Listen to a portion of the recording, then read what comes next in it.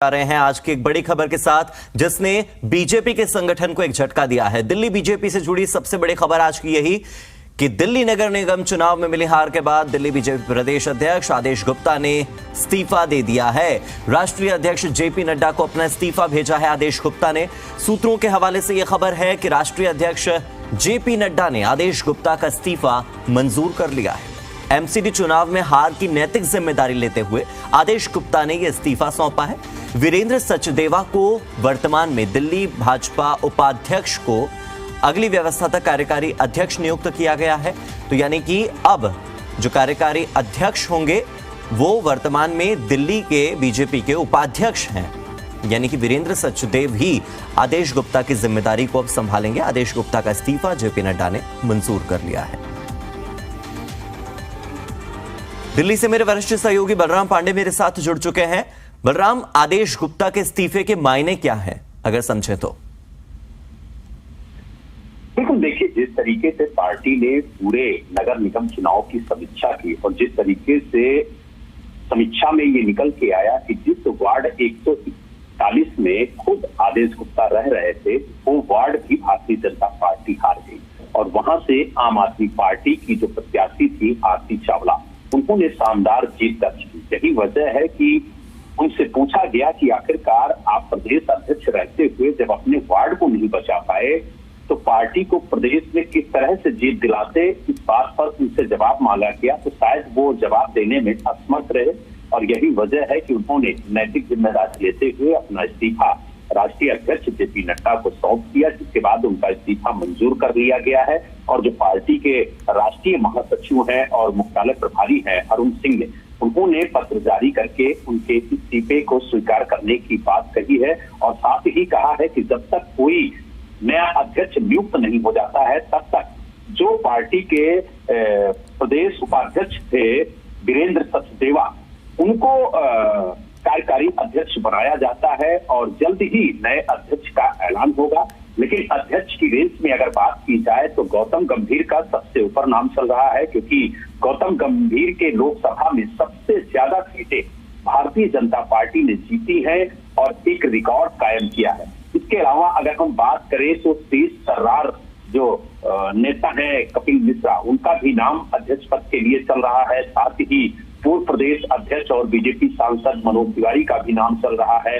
प्रवेश वर्मा का भी नाम लिया जा रहा है कि वो भी अध्यक्ष पद की दौड़ में शामिल है। लेकिन अब सभी नामों पर विचार होगा, उसके बाद शीर्ष नेतृत्व किसी एक नाम का ऐलान करेगा। लेकिन जब तक कोई नया अध्यक्ष नहीं बनता है तब तक वीरेंद्र सचदेवा दिल्ली की कमान संभालेंगे और वो कार्यकारी प्रदेश अध्यक्ष के तौर पर काम करेंगे। तो कुल मिलाकर ये कहा जा सकता है कि जिस तरीके से दिल्ली एनसीआर हरियाणा पहले ही कह रहा था कि नगर निगम चुनाव में जिस तरीके से भारतीय जनता पार्टी को करारी हार मिली है, उसके बाद इसकी पार्टी समीक्षा करेगी और समीक्षा के बाद अगर किसी का काम विफल पाया गया या किसी की कोशिश नाकाम पाई गई तो उसके खिलाफ कार्रवाई हो सकती है और कई नेताओं पर गाज गिर सकती है। और उसका सिलसिला शुरू हो गया है क्योंकि खुद प्रदेश अध्यक्ष ने इस्तीफा दे दिया है। पूरी प्रदेश की कार्यकारिणी भंग हो चुकी है, क्योंकि जब प्रदेश अध्यक्ष ही नहीं है तो कार्यकारिणी कहां से होगी।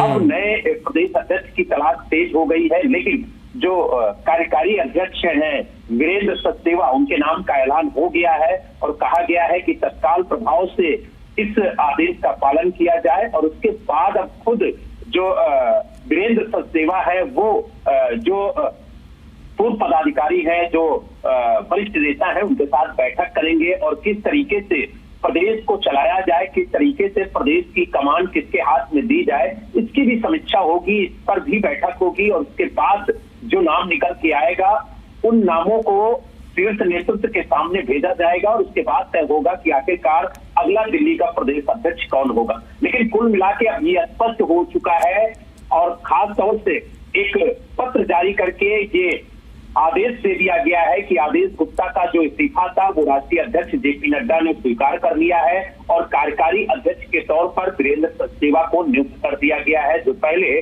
प्रदेश के उपाध्यक्ष थे। बलराम, एक सोचने वाली बात यहां पर यह भी है कि उप मुख्यमंत्री मनीष सिसोदिया का जो गढ़ है, उनका विधानसभा क्षेत्र, वहां पर आम आदमी पार्टी का सुपड़ा साफ हो जाता है।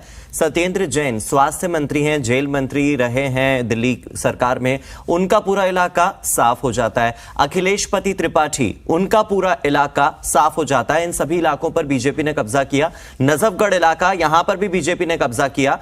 देखिए, सब जगहों पर ये सारी चीजें हुई, लेकिन बावजूद इसके आम आदमी पार्टी की ओर से इस तरह का कदम नहीं उठाया गया, और न ही कांग्रेस की ओर से, क्योंकि देखिए अनिल चौधरी प्रदेश अध्यक्ष खुद वोट ही नहीं डाल पाए, मतदान ही नहीं कर पाए, बावजूद इसके कांग्रेस ने इस तरह का एक्शन नहीं लिया।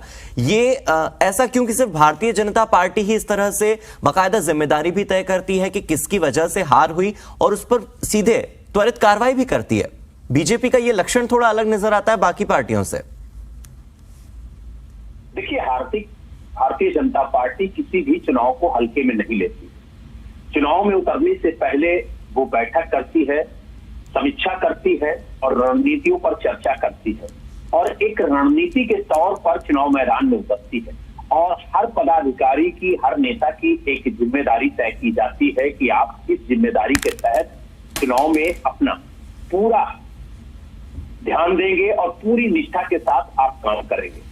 लेकिन जब चुनाव में हार होती है, उसके बावजूद भी समीक्षा होती है। अगर जीत होती है तो भी समीक्षा होती है कि आखिरकार किन वजहों से हमें जीत मिली है, और अगर हार होती है तो इसकी भी समीक्षा होती है कि आखिरकार किन वजहों से पार्टी को हार का सामना करना पड़ा। और जब इस पूरे मामले की समीक्षा हुई कि आखिरकार नगर निगम में हमने 104 सीटें हासिल की हैं, लेकिन क्या वजह रही कि हम लक्ष्य से दूर रह गए, और इसको लेकर के जब समीक्षा हुई तो कई ऐसे नेता थे जो अपने ही वार्ड में हार गए, जबकि उनके कंधों पर एक मजबूत जिम्मेदारी थी और पूरी पार्टी की कमान उनके कंधों में थी।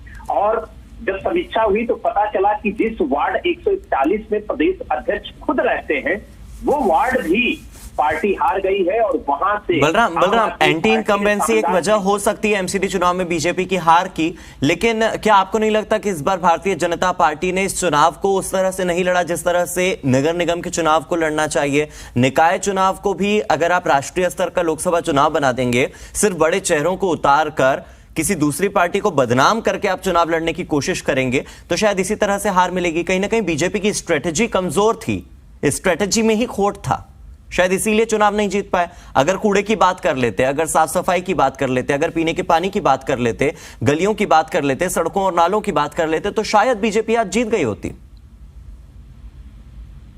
बिल्कुल हार्दिक, देखिए जिस तरीके से आपने कहा कि बीजेपी के खिलाफ एक माहौल था, 15 सालों से भारतीय जनता पार्टी एनसीडी की सत्ता में काबिज थी, लेकिन जिस तरीके से नतीजे आए हैं, वो नतीजे ये नहीं बता रहे हैं कि भारतीय जनता पार्टी के खिलाफ दिल्ली में माहौल था। अगर खिलाफ माहौल होता तो शायद 104 सीटें भारतीय जनता पार्टी की नहीं आती। लेकिन कहीं ना कहीं जो नेताओं को जिम्मेदारी दी गई और जो नीतियां थी पार्टी की, उन्हें जन जन तक पहुंचाने की जो जिम्मेदारी थी, वो शायद नेता अपनी जिम्मेदारी पूरी तरह से निभा नहीं पाए, और वो वीडियो और स्टिंग ऑपरेशन के सहारे चुनाव मैदान में उतरते रहे। लेकिन कहीं ना कहीं उन्होंने जो 15 सालों में एमसीडी में रहकर काम किया। बलराम आप मेरे साथ बने रहिए, मैं आपसे और जानकारी लूंगा, लेकिन जो नए अध्यक्ष की रेस में बड़े बड़े नाम हैं, उनका जिक्र एक बार दर्शकों के सामने कर देते हैं। आपने भी अपने लाइव में यह बात बताई कि नए अध्यक्ष के तौर पर गौतम गंभीर का नाम काफी चल रहा है, क्योंकि ईस्ट दिल्ली से उनका परफॉर्मेंस अगर सभी सांसदों में देखा जाए तो सबसे अच्छा रहा। मनोज तिवारी का नाम भी चल रहा है, क्योंकि मनोज तिवारी जिम्मेदारी को एक बार पहले भी निभा चुके हैं, तो उनके पास अनुभव है। कपिल मिश्रा काफी एग्रेसिव है और बहुत अच्छे से जिम्मेदारी को निभाने के लिए एक अच्छे उम्मीदवार हो सकते हैं, इसलिए कपिल मिश्रा का नाम भी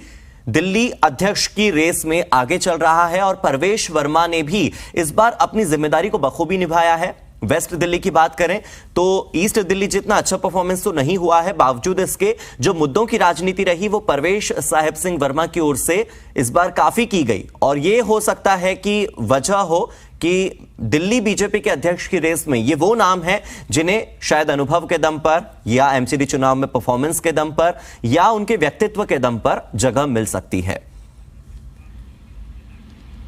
मेरे सहयोगी आदित्य प्रताप सिंह भी मेरे साथ लाइव जुड़ गए हैं दिल्ली से।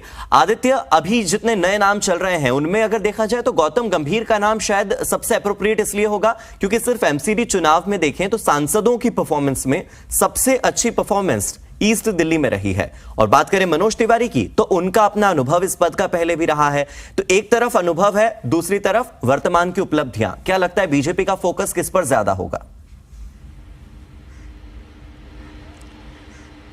हार्दिक, बिल्कुल आपका कहना सही है। और जिस तरीके के प्रेडिक्शन इस समय प्रेडिक्शन से सियासत की बाजार गर्म है, कहीं ना कहीं ये कहना गलत नहीं होगा कि गौतम गंभीर का नाम चल रहा है और आपने दो पहले नाम और बताए, तीन नाम और बताए।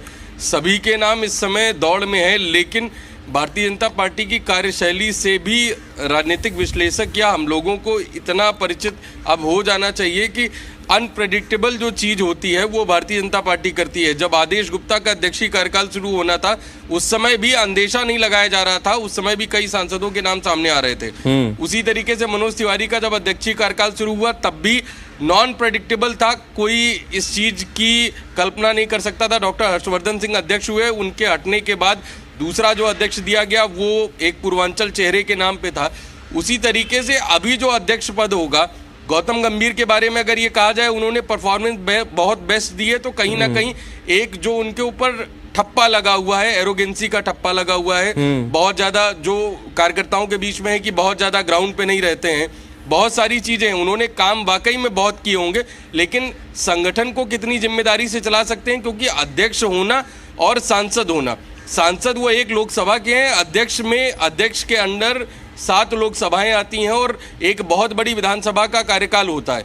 तो कहीं ना कहीं जिस तरीके से अध्यक्ष की एलोकेशन होगी, भाजपा शायद बहुत सोच समझ के, क्योंकि विधानसभा चुनाव आने वाले हैं 2024 में, बहुत सोच समझ के, लोकसभा चुनाव भी लगे हुए हैं, तो बहुत सोच समझ के नियुक्ति पे चर्चा करेगी। और ये भी देखना जरूरी है कि संगठन में जो लोग लगातार काम कर रहे हैं, बड़ी बात नहीं है, कुलजीत चहल का नाम भी सामने आ सकता है अध्यक्ष पद के लिए। हो सकता है वीरेंद्र सचदेवा को ही कंटिन्यू कराया जाए, या आशीष सूद जिन्होंने इस बार चुनाव प्रचार की अभियान, जिन्होंने पूरा संभाला, जिस तरीके से प्रचार योजना लेकिन आशीष, उनका नाम भी आ सकता है। लेकिन आदित्य, लेकिन अगर यही बात है कि चुनाव प्रचार उन्होंने संभाला और उनके नाम सामने आ सकते हैं, तो इस बार जिन जिनको जिम्मेदारी दी गई, आदेश गुप्ता के हटने का कारण भी तो यही है कि जिम्मेदारी को ठीक ढंग से निभाया नहीं गया। और जो बात आपने एग्रेसिव एटीट्यूड की बात की गौतम गंभीर के लिए, सेम अप्लाई होती है परवेश वर्मा के लिए भी, क्योंकि जिस तरह से वो जल बोर्ड के अधिकारी के साथ उनका एक वीडियो वायरल हुआ था यमुना की सफाई को लेकर, तो एग्रेसिव बिहेवियर देखा जाए तो वो तो चाहे गौतम गंभीर हो, चाहे कपिल मिश्रा हो, चाहे परवेश वर्मा, उन सबके बीच है। तो बीजेपी की चॉइस क्या होगी? कोई एग्रेसिव फेस जो पूरे ताकत के साथ और पूरी हिम्मत और साहस के साथ बीजेपी की कमान संभाले, या फिर ठंडे खाते में चलते चलते काम करते रहे? क्योंकि इस बार जिन जिनको जिम्मेदारी दी गई, जिनके नाम अभी आपने लिए, वो तो शायद जिम्मेदारी को नहीं निभा पाए, बीजेपी मुद्दों पर चुनाव नहीं लड़ पाई। यही कारण है कि एमसीडी में इस बार हार हुई है। एंटी इनकम्बेंसी एक वजह जरूर हो सकती है, लेकिन मुद्दों पर चुनाव न लड़ना बीजेपी की हार की एक प्राथमिक वजह है, इससे डिसएग्री नहीं किया जा सकता। बिल्कुल हार्दिक, आपका कहना बिल्कुल सही है। और कहीं ना कहीं हार का कारण तभी होता है जब आप परफॉर्म बेस्ट नहीं करते।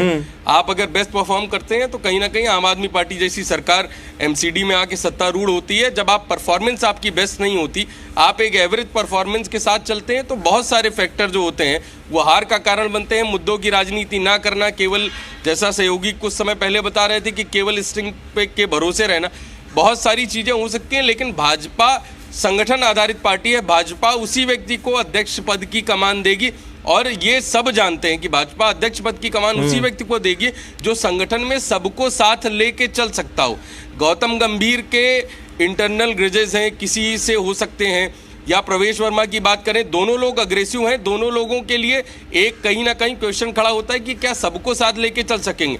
कुलजीत चहल की अगर बात की जाए तो कुलजीत चहल ने महामंत्री रहते हुए इस बार एमसीडी चुनाव में जिस तरीके से ग्राउंड रूट पे, क्योंकि बड़ा फोकस था ओबीसी वोट को कैसे एकजुट किया जाए, तो उन्होंने तमाम ऐसे सम्मेलन कराए, जातीय सम्मेलन कराए जगह जगह जाके, और जिस तरीके से संगठन मंत्री सिद्धार्थन के साथ वो लगातार लगे रहे इन्हीं चीज़ों पे कि कैसे जाति विशेष के वोट को जोड़ा जाए। तो भाजपा कभी परफॉर्मेंस बेस पे नहीं देखती, संगठन के लिए कितनी मेहनत की आपने, क्योंकि लगातार एक मशीनरी है इनकी, चुनाव के लिए काम करती रहती है। अगर यही बात रही कि परफॉर्मेंस बेस पे देखा था तो शायद 1 साल बाद आदेश गुप्ता का अध्यक्षीय पद खत्म हो जाता, क्योंकि जिस तरीके से जो बाई इलेक्शन हुए, चाहे वो निगम पार्षद के बाई चुनाव हुए, वो 6 निगम पार्षद सीटें थी वो हारे, उसके बाद राजेंद्र नगर की सीट वो हारे, उसके बाद ये एमसीडी चुनाव था। तो ये अगर ये होना होता तो बहुत पहले हो चुका होता। तो शायद संगठन में पार्टी जिताने वाला व्यक्ति होना चाहिए, संगठन को संभाल के चलने वाला व्यक्ति होना चाहिए। बहुत सारे फैक्टर हैं। Aditya, BJP as a political party, BJP as a political party एक पॉलिटिकल डिसीजन ले सकती है। संगठन का महत्व ठीक है, लेकिन थोड़ी सी डेप्थ में जाऊंगा। भारतीय जनता पार्टी में अगर किसी को पद मिलता है तो उसको पद नहीं दायित्व कहा जाता है, क्योंकि वो दायित्व आता है सीधे राष्ट्रीय स्वयंसेवक संघ से। कई बार आरएसएस से भी कोई ऐसी अचानक से लैंडिंग हो जाती है और लोग शॉक्ड रह जाते हैं कि बीजेपी ने ये किसे जिम्मेदारी सौंप दी। तो क्या संघ की ओर से भी इस तरह के कोई नाम सामने आ रहे हैं? क्योंकि आप बीजेपी कवर करते हैं तो शायद आपको पता हो कि संघ की ओर से भी ऐसे कोई नाम हो जिनका जिक्र शायद मीडिया ने कभी किया ही ना हो, या भारतीय जनता पार्टी में as a political party, as a political figure उन नामों का जिक्र ना हुआ हो। देखिए, बिल्कुल आपने जो चीज कही कि कुछ नाम ऐसे आ जाते हैं जो वाकई में पता नहीं होते, लेकिन संगठन में पर्दे के पीछे काम करने वाले लोग होते हैं। हरियाणा के मुख्यमंत्री मनोहर लाल खट्टर, आप उस समय भी रहे होंगे, विद्यार्थी रहे होंगे, या जिस समय आप एक्टिव उसमें जर्नलिज्म में आए होंगे, आपने बहुत बड़ा नाम सुना होगा। मनोहर लाल खट्टर का नाम ऐसा था जो वाकई में हरियाणा की राजनीति से बहुत परिचित नहीं था, पर्दे के पीछे रह के काम कर रहे थे, संगठन के लिए काम कर रहे थे। और मनोहर लाल खट्टर हरियाणा के मुख्यमंत्री हुए, दूसरे कार्यकाल में भी वो एज ए मुख्यमंत्री प्रोजेक्ट किए गए। तो ऐसा, और ये बात बिल्कुल सही है कि इस बार कहीं ना कहीं लोकसभा चुनाव को देखते हुए संघ का नहीं कहा जा सकता, लेकिन और जो अन्य संगठन है वो जरूर कमान संभालेंगे, क्योंकि जिस तरीके से बीजेपी दिल्ली गर्त की ओर बढ़ रही है उसको संभालने के लिए शायद संगठन आगे आएगा। और भारतीय जनता पार्टी ही नहीं, जो और अनुषंगिक संगठन है, अखिल भारतीय विद्यार्थी परिषद से भी कोई हो सकता है कि उतार दिया जाए।